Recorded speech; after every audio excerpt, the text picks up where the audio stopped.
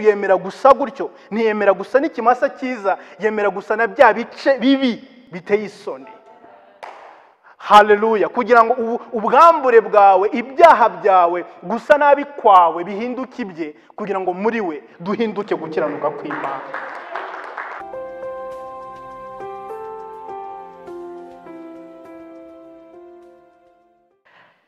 Reka rero dukomeze, reka dusome ibyanditswe mu gihe baba indi microphone. Uyu munsi turaza gusoza igitabo cy'Abaheburayo turimo, turaza gukomereza aho twagejeje. Ngiye gusoma guhera ku murongo wa 8. Ndasoma ibyanditswe byose bisigaye, ariko kubera umwanya dufite sinibaza ko byose turi buze kubivugaho, ariko at least turaba twabisomye, hanyuma nze guhitamo bikeya numva ko Imana yifuza ko twiga uyu munsi. Ariko mumbwire amen. Mpere ku murongo wa 8 biravuga ngo Yesu Kristo uko yarari ejo n'uyu munsi niko ari, kandi niko azahoraho iteka ryose. Ntimukayobwe n'inyigisho z'uburyo bwinshi bw'inzaduka, kuko ibyiza ari uko umutima wakomezwa n'ubuntu bw'Imana, udakomezwa n'ibyo kurya, kuko abitaye kuri byo bitabagiriye umumaro. Dufite igicaniro icy'abakora umurimo wa rya hema badahawe uburenganzira bwo kuriraho, kuko intumbi z'amatungo iz'umutambyi mukuru ajyana amaraso yayo ahera kuba impongano y'ibyaha zitwikirwa inyuma y'urugo. Aka kantu k'inyuma y'urugo mu gace w'akarongo cyane, kuko niho tugiye gutinda. Nicyo cyatumye na Yesu ababarizwa inyuma y'irembo cyangwa inyuma y'urugo, kugira ngo yejeshe abantu amaraso ye. Nuko dusohoke tumusange inyuma y'urugo. Uyu munsi ubu nagomba kubyita inyuma y'urugo, bigarutse cyane, ariko ntabwo ngiye kubashyira inyuma y'urugo.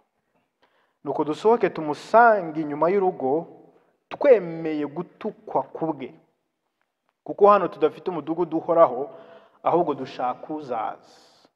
Nuko tujye dutambira Imana iteka igitambo cy'ishimwe tubiheshejwe na Yesu, aricyo mbuto z'iminwa ihimbaza izina ryayo.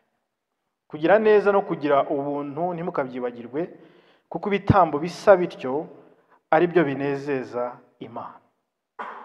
Mwumvire ababayobora ari bo baba maso, barinda imitima yanyu nk'abazabibazwa. Nuko rero mubumvire kugira ngo babikore banezerewe kandi batagononwa, kuko kubikorana akangononwa katagira icyo kubamarira mwebwe. Mudusabire kuko twiringiye yuko tudafite umutima wicira urubanza, tukaba dushaka kugira ingeso nziza muri byose. Kandi ndiyongeza kubahugurira kudusabira, kugira ngo ntebutswe vuba no kubagarurirwa. Nuko Imana Nyiramahoro yazuye umutahiza w'intama ari we Mwami wacu Yesu Kristo, imuzurishije amaraso y'isezerano ry'iteka ryose, ibatunganye rwose mu byiza byose, kugira ngo mukore ibyo ishaka, ikorera muri mwe ibishimwa imbere yayo kubwa Yesu Kristo. Icyubahiro kibike iteka ryose. Amen. Ariko irakomeza. Bene data, ndabinginga kugira ngo mwihanganire uku guhugurwa kwanjye, kuko dore nkubandikiye mu magambo make.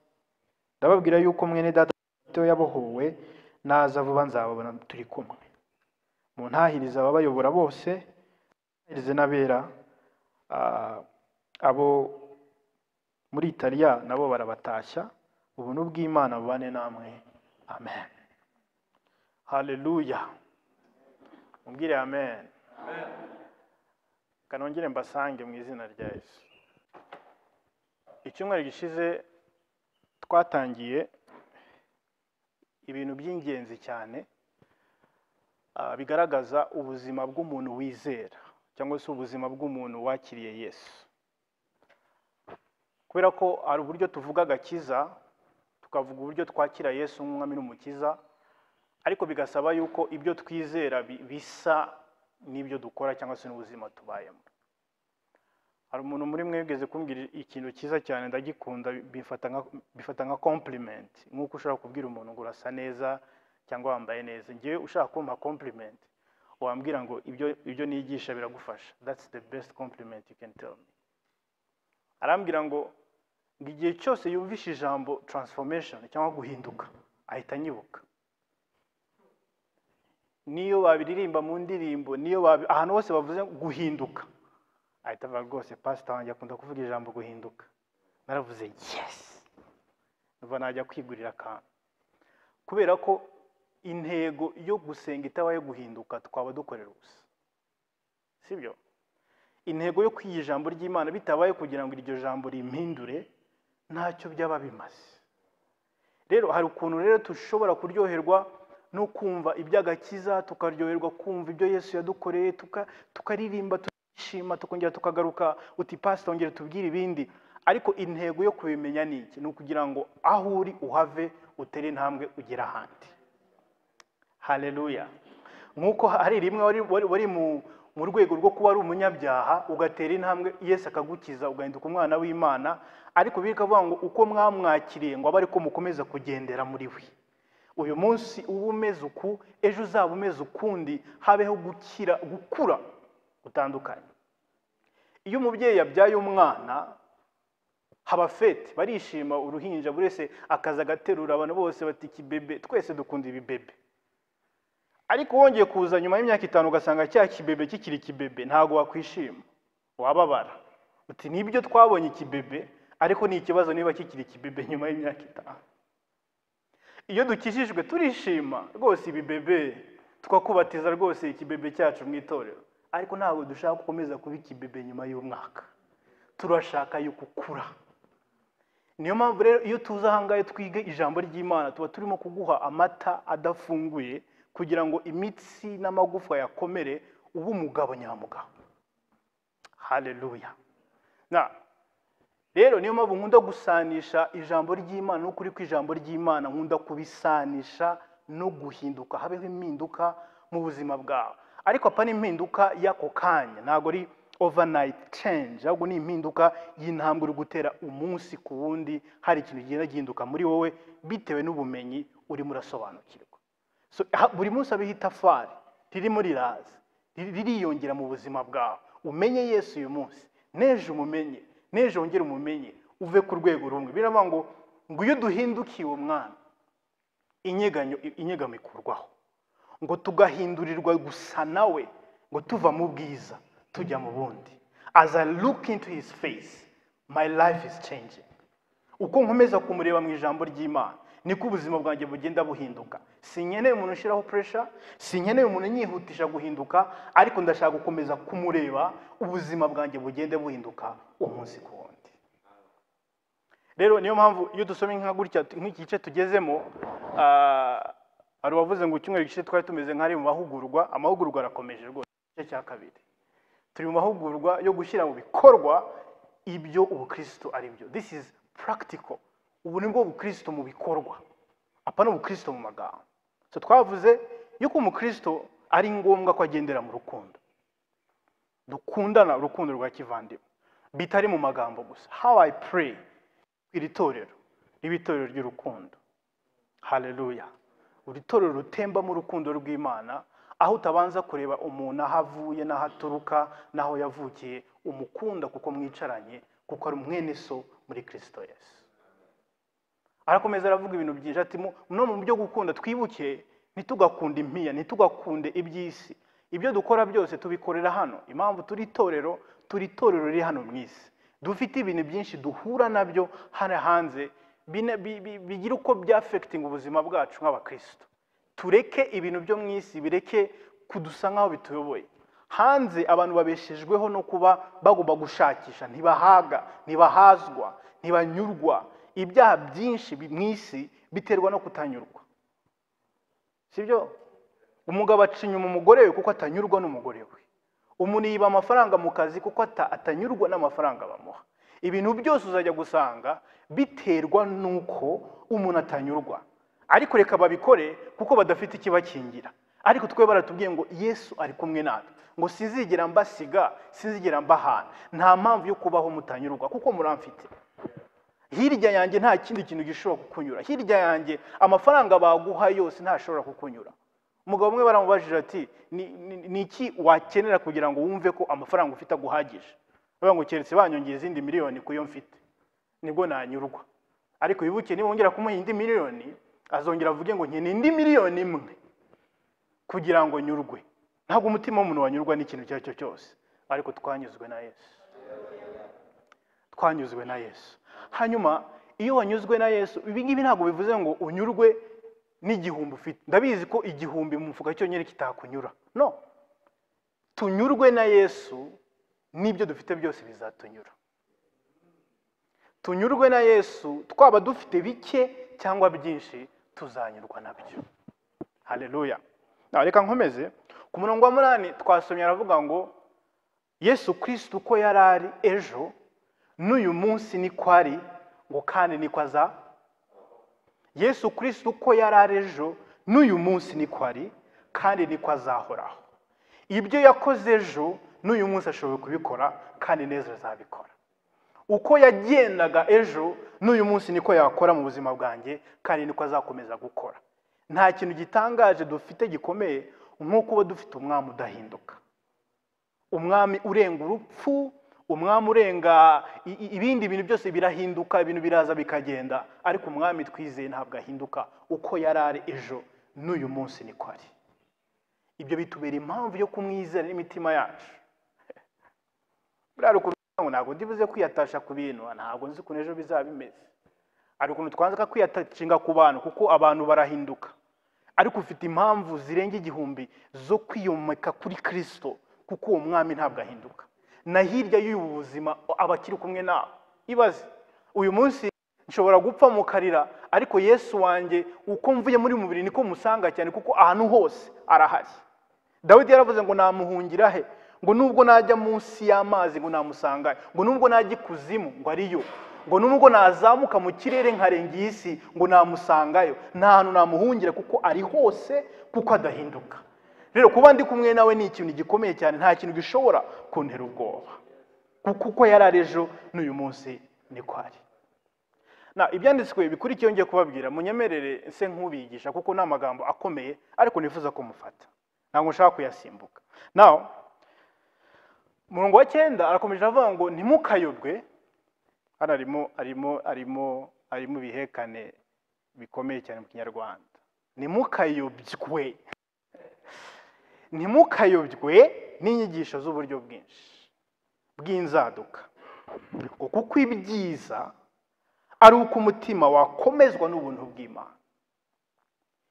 Ngo mu kubikora byose n'ubushize twarabivuze, hari amagambo hano ageze kuri 2 agenda agarura kuko ni ikintu cyangombwa cyane. Arimo arahugura abantu no hasi agirana akavuga ngo mu by'ukuri mwihanganire kuguhugurana bazaniye, kuko ndajya kubyandika mu magambo make mwihangane kuko azi ko ari amagambo aruhije cyangwa se abantu badashidukira ariko ari ngombwa cyane. Ati rero mu kugendana na Yesu kwanyu ntimukemere kuyobywa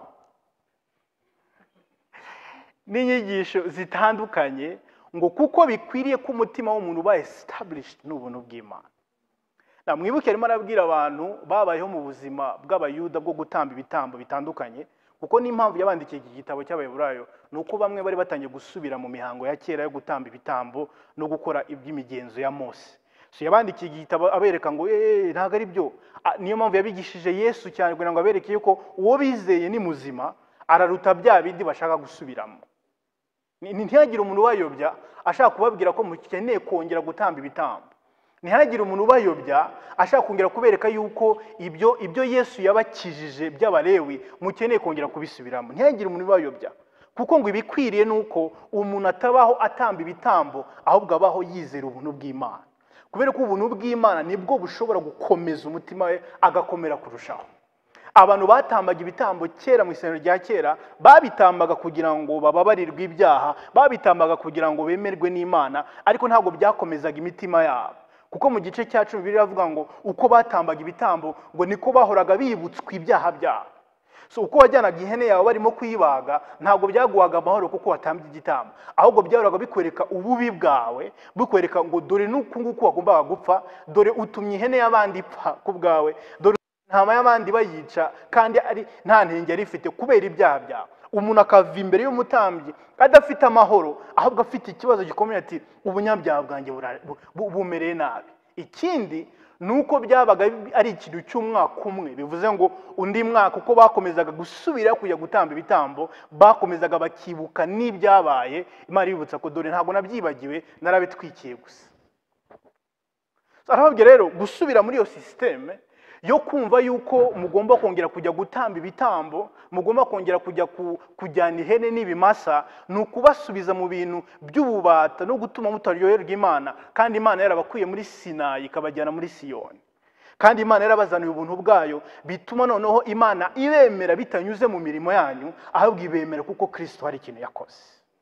Ntabwo Imana igishaka ibitambo byawe, ntigishaka intama yawe. Nizere ko hano nta muntu wazanye ihene, kuko ntabwo turi butambe ibitambo, kuko igitambo cya Kristo ngo amaze kugitamba ngo cyari gihagije by'iteka ryose. So ntihagire umuntu ubayobya kubasubiza mu kujya kwitambira ibitambo.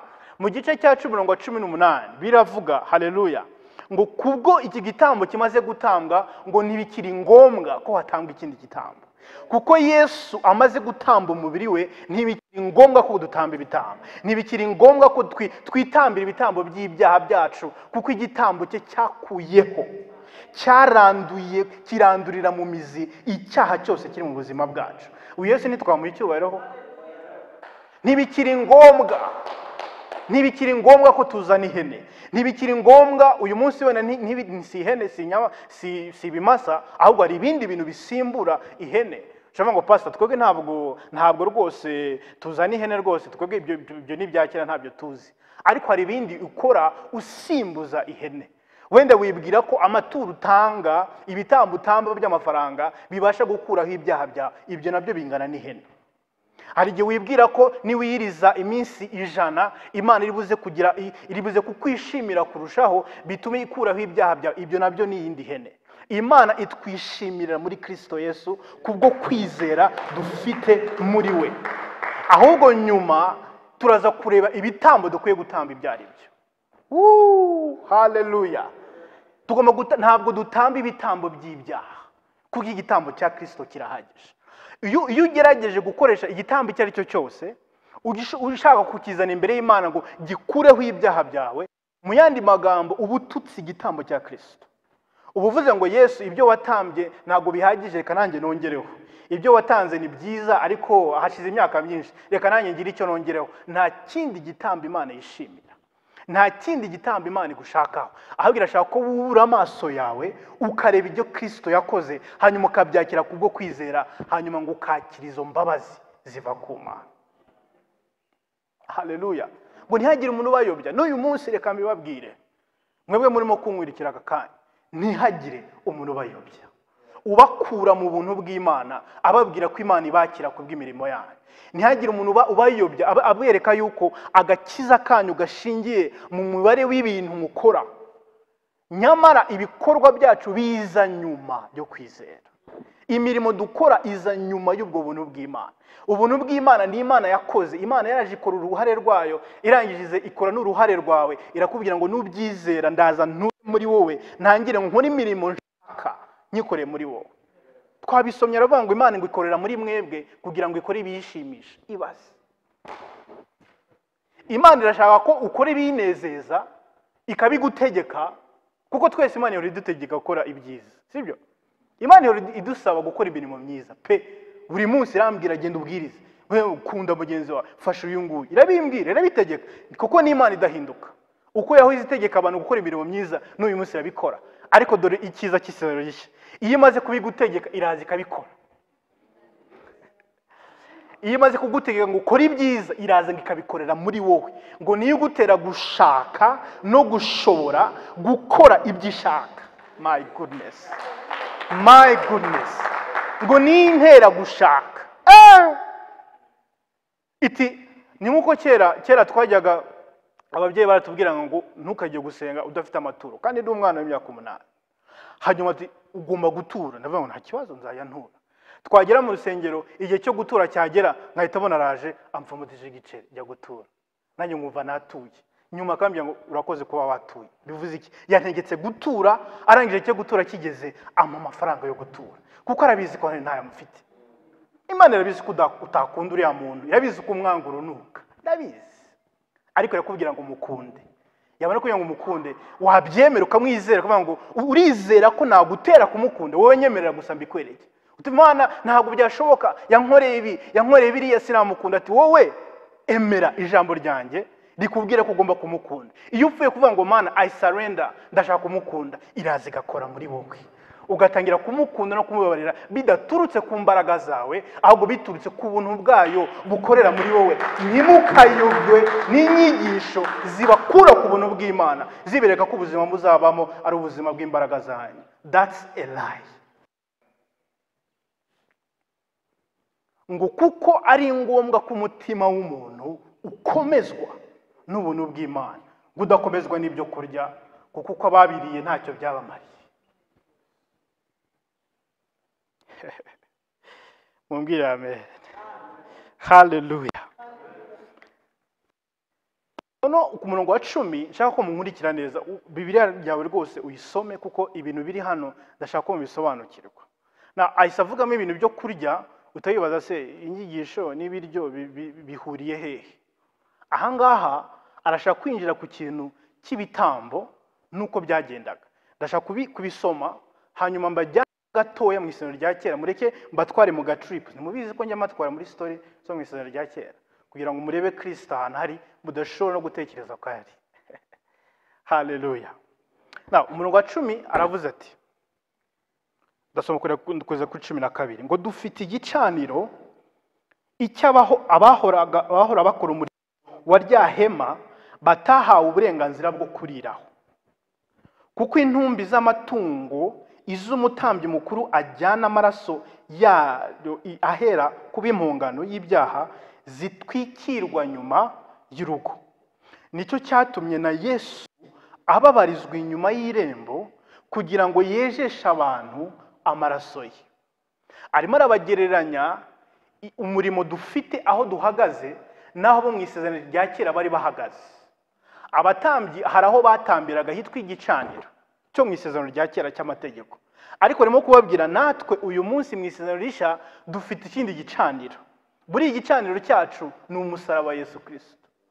Abango rero abakera hari uburyo batambaga ibitambo ndetse bagahabwa kurira kuri icyo gicaniro, ngo ariko twebweho ngo twahawe ikindi gicaniro, cya kindi abandi bakera batahawe uburenganzira bwo kuriraho.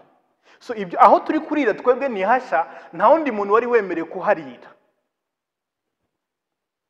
Ngo nicyo cyatumye na Yesu ababarizwa inyuma y'irembo kugira ngo yejeshe abantu amaraso ye. Reka mbatware mu barebe gatoya igice cya 6, kugira ngo mwumve ibi bintu byari byo, kuko ubisomye gusa ahangaho ushaka kwita tubyumva, ariko abayuda bo bahise babyumva kuko ibyo by'ibitari babizi. Ariko twebwe ko tutari tubizi, reka tumanuke gatoya turebe uko byari bimeze. Ese murashaka ko tubirebaho? Muri taye murankurikiye? All right. Abalewi igice cya 6 umurongo wa 24 kugeza 26, Bibiliya itwereka amategeko Imana yahaye abalewi uko bakwiye kubigenza iyo batamba ibitambo byabo, cyane cyane ibitambo by'ibyaha, kuko habaga ibitambo bitandukanye. Reka muhasomere mwebwe mukurikire mwumve uko bimeze. Ngo Uwiteka abwira Mose ati, bwira Aroni n'abana be uti, Aroni yari umutambyi mukuru, ndetse n'abantu bakometse kuri Aroni nibo bonyine bari bemerewe kuba abatambyi. Nta muntu ashobora kuba umutambyi atari umulewi, kandi Aroni niwe wari umutambyi mukuru. Rero abiya ngo bwira Aroni rero umutambyi n'abana be cyangwa se n'abatambyi bose bakorana nawe, ubabwira uti, iri ni itegeko ry'igitambo gitambirwa ibyaha. This is how you should do it. Ngo aho bakerera cyangwa se aho batambira igitambo cyoswa, abariho bakerera igitambo ibyaha imbere y'Uwiteka, kuko ni kera cyane. So aho batambira ibitambo by'ibyaha, abariho batambira bakomeza kuhatambira kuko nahera cyane. Igicaniro batambiragaho ibyaha cyabaga cyihariye gitandukanye n'ibindi bicaniro batambaragaho ibindi bitambo. Ni ukuvuga ngo nyuma yo gutamba igitambo cy'ibyaha, icyo gitambo bagombaga kukirya.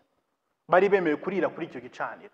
Niyo mpamvu bafataga inyama bamaze gutambira hanze, bagahita binjira mu nzu ahera bakarya, ngo bagomba kwicara bose bakarya koko bagahaga. Ubundi se byagarutse koko?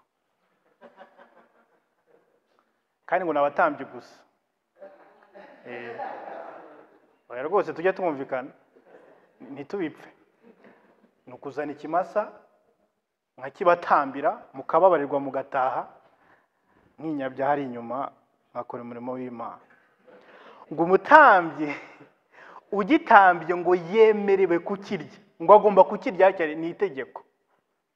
Ngo ahantu hera cyane mu rugo rw'ihema ry'ibonaniro.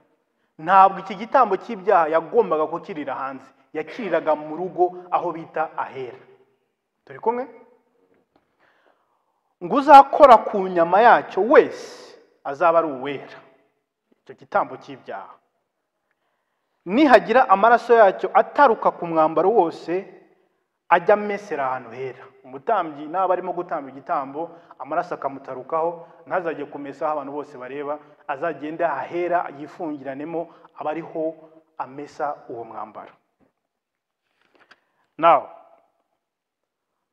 murabona ko igitambo cya mbere tubonye bagiye gutamba batambira ibyaha, iyo nyama batambye bagomba kugira gute? Bagomba kugira gute?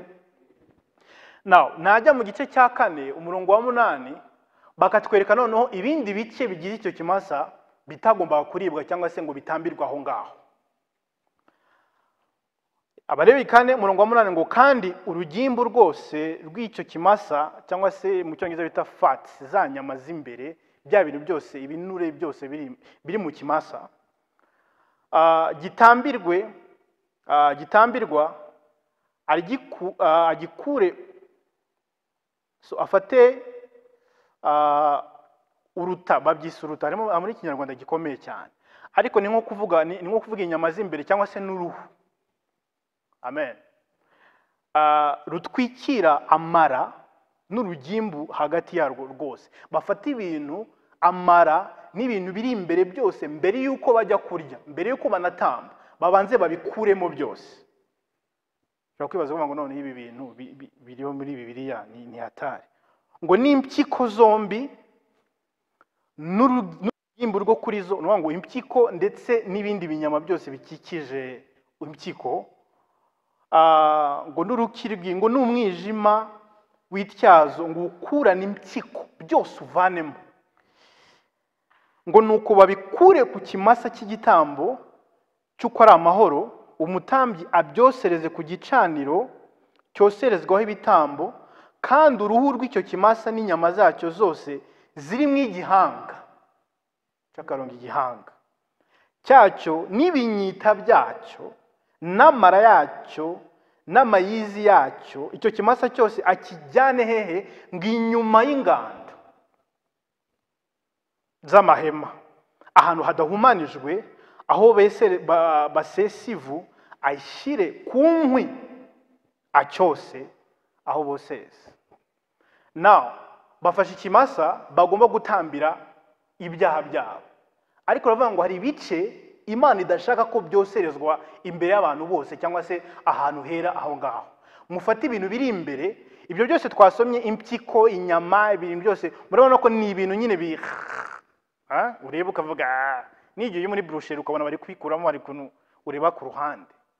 Ngo ibyo bintu rero biri imbere mu kimasa sinshaka ko mubyosanya n'ikimasa mu gihe mutamba ibitambo by'ibyaha, kuko ni mubikora ntabwo ndi bubabarire, ahubwo mubifate mubikuremo, mubikura aho ngaho, ngo mubijyane inyuma y'ihema, inyuma y'urugo, mubyotse ukwabyo. Kandi iyo ukomeje ugasoma ubona ko ntabwo bari bemerewe kurya ibyo bintu biri by'imbere mu nda. Inyama zo mu nda ntabwo zari zemewe. Urumva Claude? Noneho mubonye ko hari igice cy'ikimasa botsa bakarya, ariko hari ibindi bice by'imbere batemerewe kurya kandi bakeneye kujya kujugunya hanze y'urugo kuko bitemewe. Reka nongere nsubire mu Baheburayo.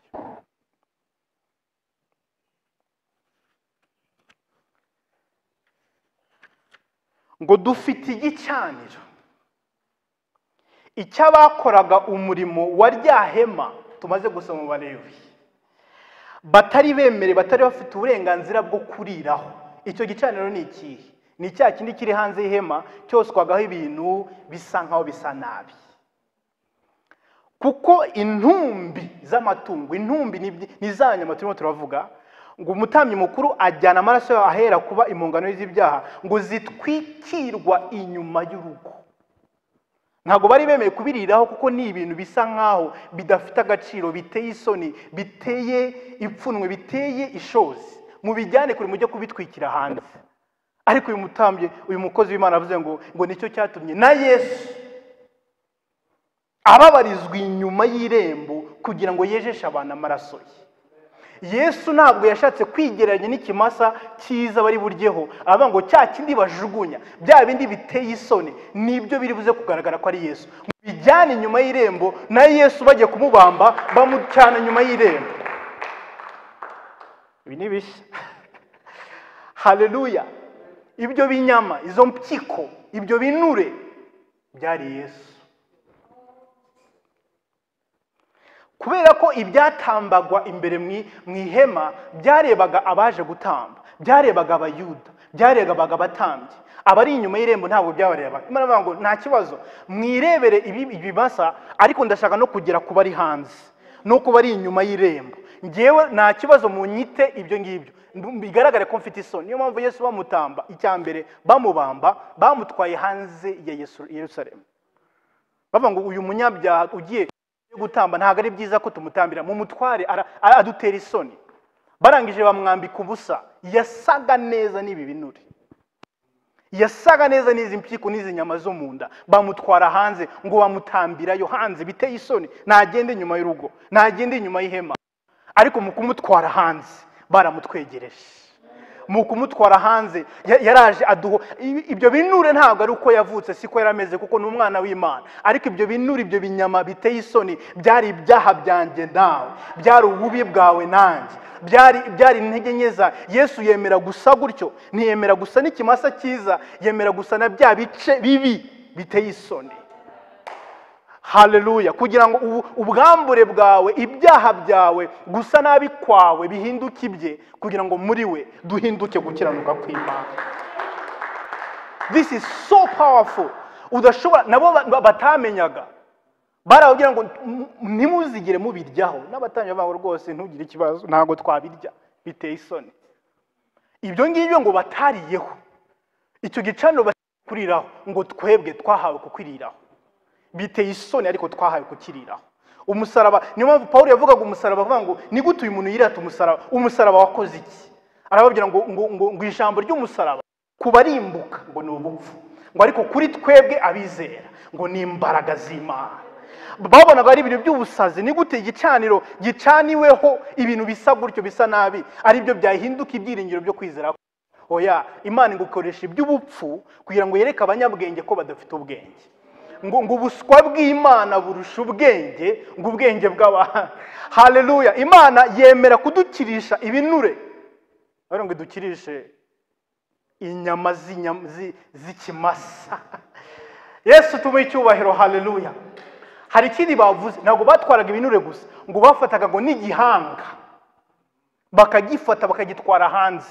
Mwari muzi ko aho Yesu yapfiriye bahita inyabihanga, kuko iki gihanga bajugunyaga hanze nicyo Yesu yakurikiyeho kugira ngo duhabwe ubuzima hanze y'urugo. Ibintu murabyumva? Haleluya. Bahita rero 13 ngo nuko dusohoke tumusange inyuma, twemere gutukwa kubwe, kuko yabaye uwisoni, yahindutse icyo kintu kitari. N'abantu baramurebaga avuga rwose uyu yaracyari wa mwami. Abantu barebaga Yesu bakagira isoni, bashaka no kumureba kubera uburyo yambaye ubusa ku musaraba, kubera uburyo ari gukubitwa kandi yarakije abantu benshi. Umuntu wigoboteye abantu igihumbi n'ibihumbi, ariko akubiswe n'umuntu umwe yanze kwirekura. Ni gute uyu mwami ukora ibitangaza bamukubise akajya hasi? Na Satani ubwe arishima, abona ko yamutsinze, ariko ntazi ko muri izo ntege nke, ntazi ko mu gushyirwa hanze no gukorerwa isoni niho agakiza kanjye nawe karimo karabonera. Agakiza kanjye karimo biciye mu bintu biteye isoni binuka by'ibyaha, ariko harimo imbaraga zacu. niyo mpamvu reka mbabwire, ubu Kristo ntabwo ari ibintu byo kwiyemera no gushashagirana. niyo mpamvu hano bavuze ngo nuko rero tumusange hanze y'irembo. nitumusanga mu buzima bwacu bwa buri munsi biraza gusa nkaho turi butukwe, ariko twemere dutukwe nawe, kuko ubwo yasohotse hanze akadukiza, natwe ubuzima bwacu dusohoke hanze tubeho kubwe. Because this is practical. Indani aho bandi bariraga niyo shusho y'isi n'ubuzima bwo mu isi. Uvuga ngo rero nk'umukristo ubwo umaze kumenya ibyo ngibyo Yesu yagukoreye, nawe sohoka, va mu by'isi, va mu by'abantu bita ko ari byo, va mu by'abantu bita ko bigezweho, umukurikire. Kandi nkubwire uyu munsi gukurikira Yesu biteye isoni. Cyo twatangiye Abaheburayo tubivuga, ntabwo biryoshye kuri social media. Ntidushake kuguma no kugundira ibintu biri hano ntabwo umudugudu ari uwacu. We will not live here forever. Tuzava hanga. Nta mpamvu yo kugundira ibyo mu isi. Hari ukuntu tubaho tukibagirwa ko tuzavaho. Ngo ariko dukomeze dushakishe ibya Yesu, kuko uyu mudugudu dufite atari uwacu, ahubwo dutegereje uzaza. Ni abakristo bakeya bakumbura ijuru, ni bakeya cyane. Ntabwo mukunda ko tubivuga, mukunda ko tubabwira uburyo muzabaho neza hano, ariko hari aho tujya kandi neza kurusha hano. Hari aho tujya tutazababara, tutazarira, tutazagira ubukene, tuzabaho iteka ryose turi kumwe n'Imana. Ngo aho ngaho ngo duhore tuhatumbira, bivuga ngo amaso yacu ahore areba ibiri mu ijuru, kuko uyu mudugudu guzashira. Ngo ariko tukiri hano ngo tugomba gutamba ibitambo.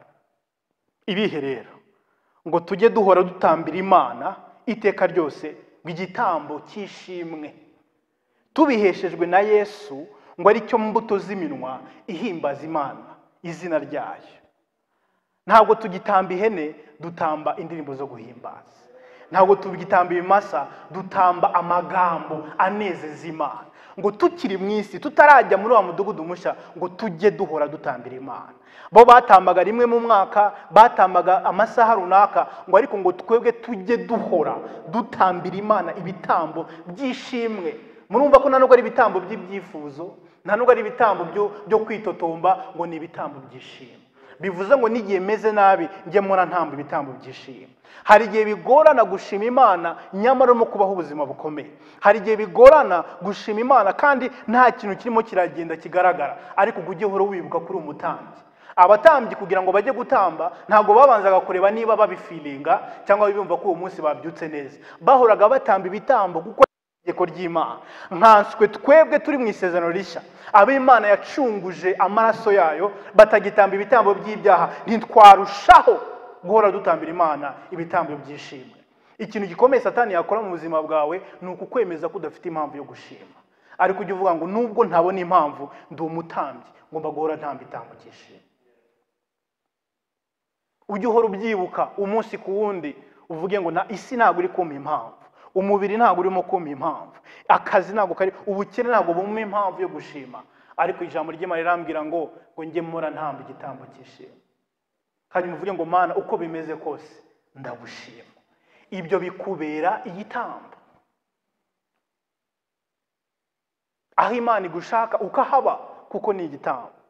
Kuki byitwa igitambo? Igitambo bivuze a sacrifice, bivuze kureka ikintu kigufitiye akamaro kugira ngo usingire ikindi gifite akamaro kurushaho. Iyo niyo definition y'igitambo. Bivuze ngo igitambo gihora kidusaba kugira ikintu tureka. Igitambo kigusaba imbaraga, kigusaba gubishiramo umwete.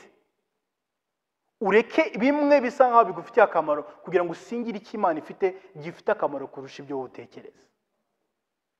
Niyo mpamvu sometimes benshi muri mwebwe mushimira Imana iyo biri convenient, cyangwa se tukaza gusenga igihe wumva ko biri convenient. Imana ishaka kubaho ubuzima bw'igitambo, igihe uzabimenya ni igihe uzajya uza no gusenga, n'igihe utabyiyumvamo, n'igihe bidashoboka. Nibwo uzaba utangiye kugendera mu kuba umutambi cyangwa se gutamba igitambo. Igihe uzaba ushima udafite n'impamvu imwe yo gushima, nibwo uzaba utangiye kugendera mu gitambo. Kandi icyo ni cyo Imana ishaka. Birakaze? ariko ni ukuri kw'ijambo ry'Imana. Tuve kuri level y'abategereza ibintu ko bimanza kuza, ko bimanza gukoreka kugira ngo dushime Imana. Duhore dutambira Imana ibitambo kuko ni igitambo, ni sacrifice. It is costing you something. Dawidi yigeze kujya ahantu ari mu ntambara, amaze kunesha atarataha yumva ashaka gutambira Imana igitambo, ariko ntabwo yari yiteguye. Hanyuma umuntu usanzwe aho ngaho aravolunteering, aramubwira ngo mwami mfite igicaniro, mfite igitambo, reka mbiguhe mwami wanjye utambire Imana igitambo. Dawidi aravuga ngo ntibikabeho, sinzigera ntamba igitambo kitankostinga ikintu, icyo gitambo ndaza kukigura. Kandi yari umwami ushobora kugifata no ku ngufu, ariko yari yarasobanukiye yuko nta munsi ashobora gutamba igitambo kitagifite icyo kimugura. Hagomba kubamo ikiguzi kugira ngo ntambe igitambo, arakigura. Don't wait, ntutegereze ko bizoroha ubone gukorera Imana. Ntutegere ko byoroha ubone gushima Imana. Shimira Imana no mu bikomeye, korera Imana no mu bikomeye, sanga Imana no mu bikomeye, kuko niki Imana yaguhamagara ngo muri Kristo Yesu, ngo mubibaho byose mujye mushima, ngo kuko nibyo Imana ibashakaho muri Kristo Yesu. Ngo ni igitambo. Ikindi gitambo avuze hano ku 16 ngo kugira neza no kugira ubuntu ntimukibagirwe, kuko ibitambo bisa bityo ari byo binezeza Imana. Ngo kugira neza ngo no kugira umuntu nabyo ngo ni igitambo. Mugira gushima Imana urimo urasenga, ibuka ko ugomba no kugirira n'abandi neza, ibuka ko ugomba kugira ubuntu. Urabikunda ntabwo bikunda, do you feel it? I don't feel it, ariko ni igitambo. Hari abantu rwose mu buzima kubagira neza no kwitamba, it's a sacrifice kabisa. Ntibashima, ntibabirekonesa, bakugirira nabi, ntibasubiza, nta kintu bakora. Ari abantu bamwe kubafasha abari umurimo w'ubutambyi. Ariko biravuga ngo bene ngo ibyo bitambo, bene ibyo bitambo ngo nibyo binezeza Imana.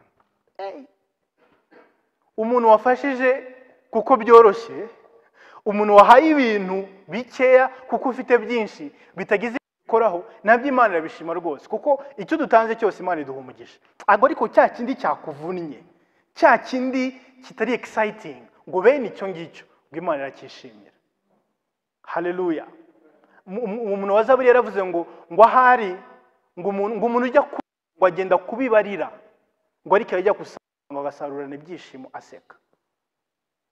Mu gihe turimo kugendera muri ubu buzima bwa Kristo, I'm not telling you ko uzabyishimira kubikora, ariko Imana izanezerwa, kuko icyangombwa nuko Imana inezerwa kurusha uko twebwe twanezerwa. Siko bimeze. So tubeho ubuzima bw'ubutambyi. Ubutambyi ntabwo bwavuyeho, ahubwo bwahinduye system. Haleluya. Turacyara abatambyi, dushimira Imana ngo mu bihe byose, tunagirire neza abantu ibihe byose, ngo kuko bene ibyo bitambo bitagira icyo bitwara kandi bishimisha Imana. Gasoreza aha ngaha, ibindi tuzabikomeza ibikurikiraho twanabivuze n'ubushize, kumvira ababayobora n'ibindi n'ibindi. Ese murafashijwe? Aricyo mwakiriye? Imana tuyikomera amashyi.